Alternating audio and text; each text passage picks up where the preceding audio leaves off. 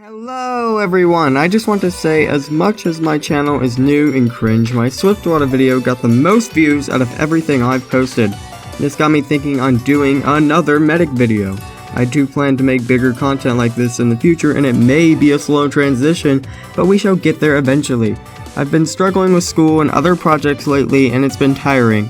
I've realized by now that I can't upload every couple days, even if I do have someone helping, especially if I plan to put out bigger videos like this one here. And however, if I will put out medium to high quality videos, maybe one medium quality video per week and one big quality per month. But however, before I can even do any of that, I need you to like and subscribe. It pains me to say that, considering how much I hate seeing it in videos myself, but it's part of YouTube policy to do so, and it would mean so much to me if you did. My goal is to make TF2 at least a little more popular again, and I can't do it without you guys. But that's not what you're here for, is it? You want the real video. You're here to discuss how you should be playing medic, not to listen to me talk about life. You want to know how you can be a better medic, don't you? Well, I won't waste any more time. Now, without further ado, how you should be playing medic.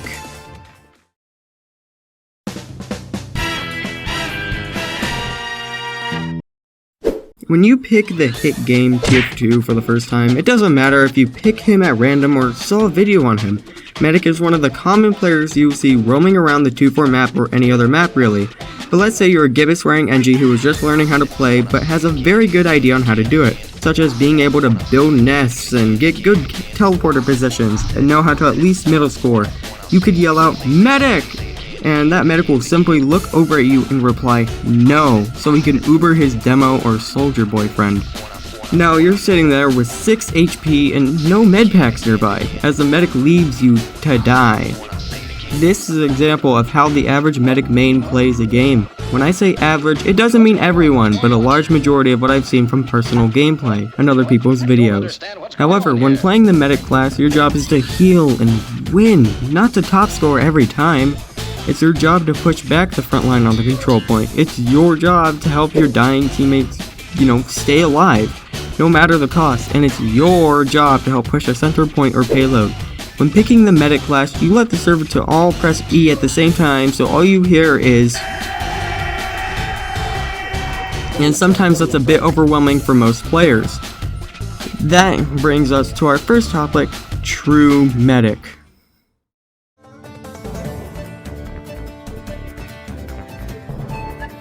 The first thing about playing true medic is if you need to constantly be worrying about, as what I like to call, the I'll get the band-aids, which means you need to focus on keeping your team alive. Patch up their little HP bars every time you see it drop down just a slight sliver. Especially if you see your big brave heavy being hurt by a cocky scout. After all, you are the medic. Your job is to help push your team forward rather than top scoring soldier. When you're playing medic, it's good to choose the best weapons to keep your team alive, not to go spawn camp blues spawn door on 2-4. There are many weapon combinations to help support the team, and there's the weapons like the Medigun, the Ubersol, the Vitasol, and so many more. There are many weapons that I like to use, and I need to say that I am very biased. My loadout consists of the Ubersol, the stock Medigun, and everyone's favorite, say it with me now, the Crusader's crossbow. See, the fun thing about the Crusader's crossbow is that if you need to heal by at least ×2 amount for your poor heavy, you can switch between the crossbow and the Medigun for maximum healing output. It's also amazing when you hit mid-air shots and heal your teammates so they don't die to fall damage. Sure, the Medigun is a good way to heal and can get an Uber from it, but what if I need to heal now? What if I were fighting on the last point and the game's about to end, and my teammates are dying? That's when you need to hit the crossbow shot so you can push forward and win with barely any time left. Whew, okay, was that a mouthful? But now we need to talk about, actually, now that I think about it, we need to talk about the fact how a lot of people tend to play something called Battle Medic, and that is where you tend to have something like the Buttslogger or the Syringe Gun to go in and get more kills rather than healing your teammates. You neglect everyone around you so you can try to see if you can top score, and it doesn't make any sense. there's also a thing where people will just simply heal one person who has 3 Australians on their loadout and has every unusual in the game. More than likely that guy was a hacker, but still, you want to heal him because you want that godlike 20 kill streak that everyone so much deserves.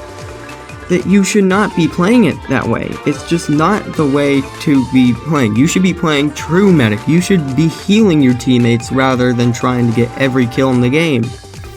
That's for the other classes. If you want to win, play medic. If you want to help your teammates survive, go to the last point, be able to capture the intelligence, do whatever, push the payload in the last bit with 15 seconds remaining on the clock on bad water, then just playing medic is a good idea for you because it can help your teammates kind of defend themselves better.